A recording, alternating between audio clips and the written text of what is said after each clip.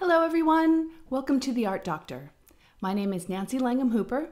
I'm a PhD, art historian, and cultural enthusiast ready to use the great art of the world to help you out. Today, Holiday Hygge. I'm recording this about a week till Christmas. My daughter has been sick for about a week and I'm behind on all my work. The house is a mess, the laundry is piled up, and this morning we have no hot water, so thus my retro headscarf. I haven't done any Christmas shopping yet. I did a little decorating, but as the kid and the dog have stolen the lower ornaments, I just kept putting them back further and further up the tree, and now we have a lopsided tree. And I can't be bothered to fix it. I'm just so tired. I'm so tired of 2020. I have never felt less Christmassy. But what do we mean by Christmassy? And how can such a feeling be achieved? And do we really need to feel all the holiday feelings? This is a tough one, but the Art Doctor has just the thing. And it's a holiday full of hygge.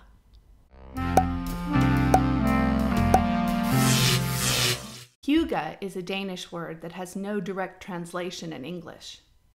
It is the feeling of warmth, coziness, and the pleasure of good company. It makes your life better. It's not really a holiday or a Christmas word, as one can experience hygge at any time of the year. In fact, it's an important aspect of culture in Denmark. And maybe that's why Copenhagen is one of my favorite cities ever. The whole thing just feels like your favorite coffee shop. Okay, but how do you pronounce it? Well, you can say hygge or hygge, apparently. That is my best guess. Like our favorite sunflower painter, the Americans say Van Gogh and the British say Van Gogh, and they are both inevitably wrong because it is just from a language with sounds we don't have in the Anglosphere. And in the Anglosphere, and all over the world really, our most hygge time of year is our big family holidays. Whether we're tearing open presents on Christmas morning, eating honey for a sweet new year at Rosh Hashanah, feasting after Ramadan, making mooncakes for the Mid-Autumn Festival, or making your home gorgeous with oil lamps for Diwali. All of our big holidays have hygge at the emotional center. And here is a scene of hyper-hyggeness. Hyper-hygge-ness. You get what I mean. This is the aptly titled Home Sweet Home by Walter Dendy Sadler, done around the 1890s. We see a group of people in a sitting room and can surmise from their body language and ages that they are a multi-generational family. Also, the title Home Sweet Home kind of gives it away. One group huddles round the piano. The mother is playing for her children, and their father, his nose and cheeks ruddied from a good Christmas tipple, joins in as they sing along. The grandmother listens intently from her cozy chair by the fire, using a fire screen to protect her delicate complexion. Have you guys ever seen these in museums or antique shops? You put them between yourself and the fire so you don't get a heat blast. Genius! I think we should bring them back. Seriously. Anyway, finally, the grandfather sits facing the singers with one affectionate hand on his daughter's head. We know it is Christmas time because the mantle, mirror, and picture above the piano are decorated in festive holly, and a large branch of mistletoe hangs from the middle of the ceiling. Other clues to Christmas are the children's presents strewn about the floor, including a set of Skittles and a jump rope. The little girl holds her new dolly behind her back as she sings, too precious to put down. There is also this fluffy something near the piano. Whatever it is, it comes with a little string and wheels so you can pull its creepy face all around the house. This is a genre painting, which means it's a depiction of everyday life. It shows ordinary people. There's nothing historically important happening here. I love genre paintings myself, but they were pretty unpopular for most of the 20th century and have been largely forgotten in the 21st. It's a kind of confusing category of paintings. After all, depictions of people go way back to the very beginning of art. But the term genre paintings here applies to a specific kind of scene in European art. Some say it comes from the French peintre des gens, paintings of people, though no one really knows. Basically, it refers to paintings of everyday, anonymous people between the 17th and 19th centuries. Many traditions in art seek to idealize or glorify their subjects, but genre painters are more down to earth. They are the ones most likely to show people laughing or doing lewd or funny things because that's what people do. They became very emotion-based in the 19th century and were hugely popular. People would have prints of them pasted up all over the house in the mid to late 1800s, though by the early 20th century, they were totally naff. Not everyone loves this kind of art, and that's okay. Like the conceptual art we talked about in my video on art for infertility, link here, wait, or here, one of these, what was I doing? Anyway, genre pictures can be hard to swallow. They are full of emotion, and many can cross the line into sickly sentimentality. We can totally understand how the avant-garde of the modernist movement thought these were pretty silly. But let's not be so hasty in our judgment, dear 21st century viewers. Think of this kind of art as less painting and more narrative. There is so much to see. Viewers were given visual clues and had to decipher what was going on. Usually the whole story took a while to uncover. This is more cinema than static, and that's why they were so popular back in the day. So let's have a closer look at what's going on here. This is a house where everyone is comfortable. The sheet music and toys are dumped on the floor, and no one is complaining. This is a casual scene.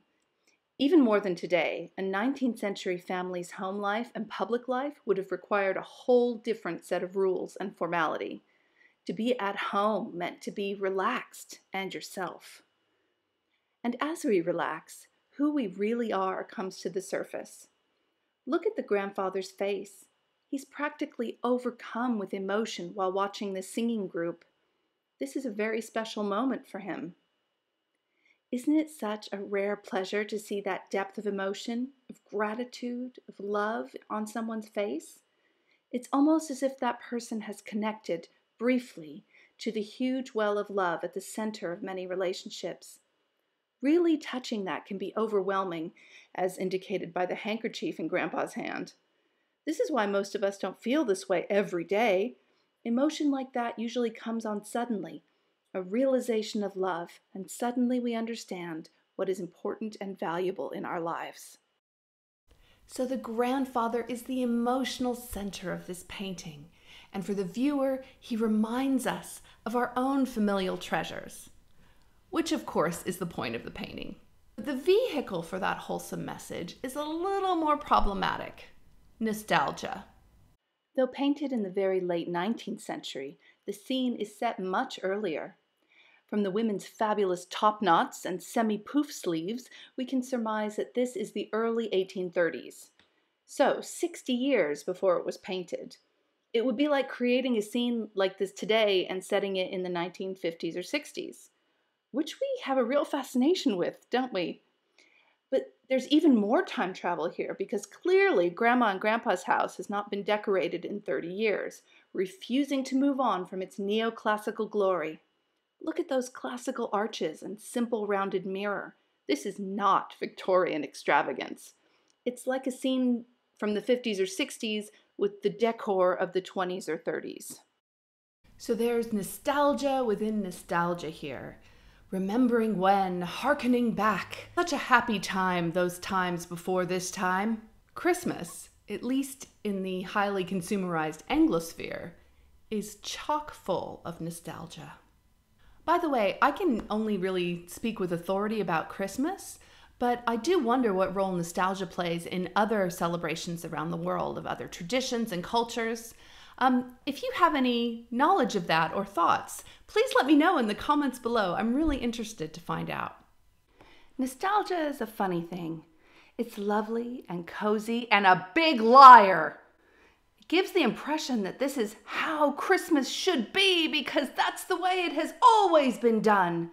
But Christmas as we know it, with all the trimmings, is a product of the mid to late 19th century. Charles Dickens had a hand in it, shown here scaring us into loving Christmas. So did Prince Albert when he brought the German tradition of Christmas trees to England. And even Christmas cards with warm greetings of the season were invented by the Victorians, though they did take a few years to perfect the warmth part. Here's some birds getting drunk. This is a man about to get eaten by a polar bear, so that's winter themed, I guess? But this is my favorite. It's a frog robbing and killing another frog. And below it, it says, "A Merry Christmas to you." Yikes! By the way, if you'd like to know more about these bonkers Christmas cards, I've put a link in the description box below. So nostalgia is powerful because it can help evoke emotion. Looking at our cozy family, would this be as powerful a scene if everyone was in sweatpants and there were video games and Legos strewn about the floor? Would the music be as heartwarming if everyone was singing around a Bluetooth speaker? Nostalgia can be found in almost every aspect of our modern holiday, from the food we eat, the presents we give, how we spend our time, how we decorate our homes. And it's often not even hearkening back to a Dickensian Christmas. For most of us, we're just trying to recreate the experience of our own childhood. Think of all the toys from the 1980s that are selling out this year as adults try to give their own favorites to their children. Or how other kinds of music come and go, but Christmas music is basically the same every year. And I'm not saying this is bad. My parents worked really hard to make sure my and my brother's Christmases were magical. And because of that, we want to try for our kids too. I love our Christmas traditions, and I look forward to passing them down to my daughter. But when those traditions become obligations, that unless met means Christmas will not be Christmassy, we have a problem. We have nostalgia. The more nostalgic we are around this holiday, the harder it is for us to accept when and where we are now, in all its tainted glory. And in this way, nostalgia can be dangerous, because it leaves little room for other experiences of Christmas or family or love. Because it whitewashes history. Yeah, maybe this family is happy now, but they have their problems. They hurt each other, they have their blind spots and prejudices. And though we don't always have to have those things front and center in our minds, nostalgic images like this can lead you to believe that in this family, those things don't exist. Nostalgia can also be a powerful force of obligation. We can feel overly bound by traditions and sacrifice our own happiness and well-being in the moment. For example, if you always do the turkey, but are just so tired this year, nostalgia will guilt you into doing the turkey. Because you always do it, and you wouldn't want to let everyone down and ruin Christmas, right? As if Christmas would be ruined by changing the menu. And by the way, I'm showing mostly images of women here because the organizing, cooking, present buying, present wrapping, party planning, and festive atmosphere creation is almost always done by women. We may want to rethink that. And what if your family is a nightmare? What if they're cruel, abusive, cold? Nostalgia can obligate you to spend time with them when you'd rather be elsewhere. Even worse, nostalgic images can make you believe there is something wrong with you, that everyone else must be having these amazing family times and you're an outlier, when the reality is that no family is perfect, and far too many are downright dysfunctional. And supposing you like your family, what if you can't see them this year? What if you can't see your friends? Freaking pandemic. Stranded across oceans or just quarantined at home, 2020 will be a very small Christmas for most of us. So let's get back to that Christmassy feeling. What is it? Well, I propose that Christmas equals nostalgia plus Hygge. Our traditions can fall into either of those camps. Hygge is pleasure, warmth, company. If we bake our traditional cookies because we love to bake them, that's Hygge. If we bake them out of obligation, that's nostalgia. And it's not an easy distinction to make. Both flow in and out of our lives every holiday season. So the art doctor has a simple prescription for you. More Hygge, less nostalgia. Enjoy the imperfect holiday ending this imperfect year. Don't expect things to happen in Hallmark order, with the plot climax on Christmas Eve and happy resolution on Christmas Day. Relaxing with family might be over Zoom this year, and that's okay. If your family's horrible, it's better than okay. Your most Hygge moment may have been last week, or December 27th. There are no Christmas police. You do you. And that's how we can see Home Sweet Home.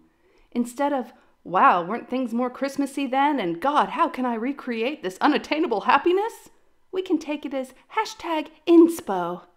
Let it inspire you to really look around your Christmas and be grateful. Messy floor, warbling tunes, and a fire that is way too hot? No problem. It's not perfect. But it's yours. Enjoy it. So I hope that helped you to drop some toxic nostalgia from your life. 2020 is hard enough without all that pressure. I hope you have a really wonderful holiday, however you celebrate it. I'll be back in a few weeks with Art for 2020. I think I found the perfect work of art to summarize this dumpster fire of a year. So hit the subscribe button below and ding the little bell next to it. How Christmassy. And YouTube will let you know the moment it comes out. Okay, deep breath. You got this. I'll see you next time.